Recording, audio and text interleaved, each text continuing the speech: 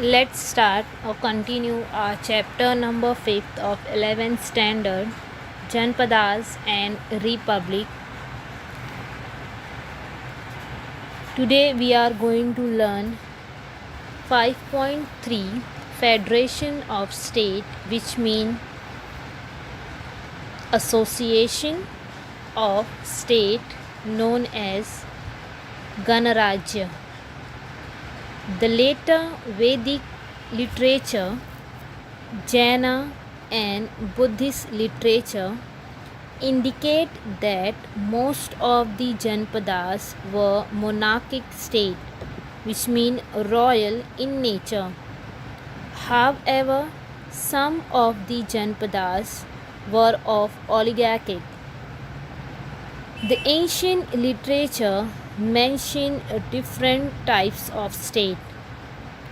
Terms like Rajya, Saurajya, Bhaurjya, Vairajya, Maharajya, Samrajya, and Parmeshthya occur in this context. However, nothing more can be said about the nature of these states. Uttar Kuru and Uttar Madra were of Vairajya type. It means that the state was not ruled by monarch, but the member of Janpada run the state collectively, which means oligarchic type.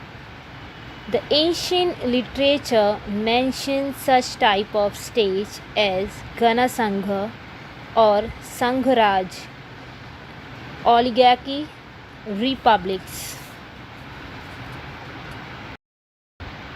Types of ancient federation of state. Gana means ruling class comprising members of equal social status. Similarly, Sangha means a state formed by many kula or janpadas by coming together. We already discussed or studied what is kulas or janpada in previous lecture. By 6th century before Common Era, many Sangharajyas had come into existence. There are three main types of the ancient federation of state in India. First type is Ganarajya. Ganarajya of the member of the same kula. For example, Malava and Shibi. Second, Ganarajya created by more than one kulas coming together. For example, Vachi Ganasangha. It included 8 kulas. Vachi, Lichachavi, then Truk and Vidya were the important Gana among them. Lichachavi was most influential Gana of them. Third, more than one Ganarajya comes together to create Sangh Rajya. For example, Yodhya Shudrak Sangha. We can get a glimpse of administrative system of ancient Ganasangha in the Buddhist text. Each Ganasangha had its own system of decision making and its implementation. We may find approximate parallels of these systems. Let's study two main types. First type is democratic states. Some of the Gana Sanghas were divided into regional zones called Khanda. They function through a group of elected individuals who were found capable. Each of the elected members represented his respective Khanda. These elected members were installed with collective authority for the smooth running of the Gana Sangha. This was a democratic system. Gana Sangha, which functioned in this democratic way, existed in Punjab and Sindh at the time of Alexander's invasions. Each elective representative of respective regional zone was designated as Gana Mukhya, which means the spokesperson or representative of his regional zone. Every Gana Mukhya was the member of the assembly known as Gana Parishad.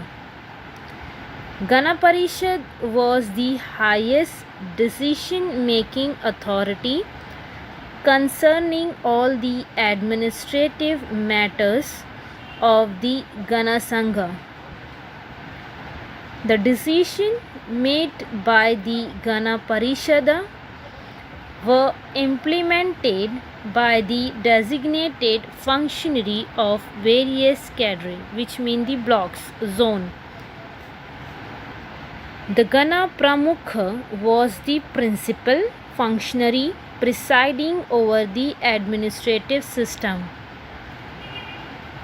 He was known as Adhyaksha or Raja. The rest of the main designated functionaries included Uparajya, Upadhyaksha, which means Senapati, and Bandh Garika, that is Koshtadhyaksha. Second type or system that existed was oligarchic in nature. In this type, the elite class in the society held all the powers of decision making and administration. Panini's the famous grammarian and Kautilya mention them as Raj Shabd Dhopa Jivi Sangha. Panini's include Vaji, Andhaka, Vrishni, Yudhya in the Raj Shadopa Jivi types. Panini wrote Ashtya Adhyay. Kautilya wrote a book that based on administration, Artha Shastra. According to Kautilya, he include Vriji or Vaji, Madrak, Kuru and Panchala in this type. This type of Gana Sanghas were more prevalent in the eastern region of Uttar Pradesh and Bihar. Ancient Indian literature mention two more types of Gana Sanghas, Ayudha Jivi Sangha and Varta Shastropa Jivi Sangha. They existed in the northwest region of Indian subcontinent. The Ganasangha of the three Garthas was mentioned as Ayudha Jivi. These people were skilled warrior and warfare was the means of their livelihood. The example of Ayudha Jivi are Yudhya, Malava and Shudrakas. Varta means trade and commerce. So the people in Varta Shastropajivi Sanghas or Gana Sanghas live by trade and commerce, agriculture and animal husbandry, as well as their skill in warfare. People in Kambodj and Saurashtra Gana Sangha earn their livelihood by these means. The Gana Sanghas of Vaji, Shakya, Lichachavi and Mala were closely associated with the life of Gautam Buddha. Gautam Buddha was born in the Shakya family.